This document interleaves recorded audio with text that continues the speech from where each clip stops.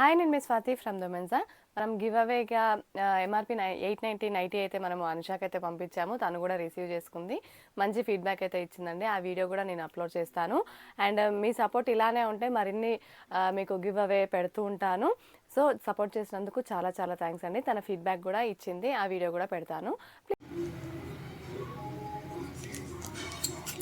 hi అండి, నేను ఉమంజాని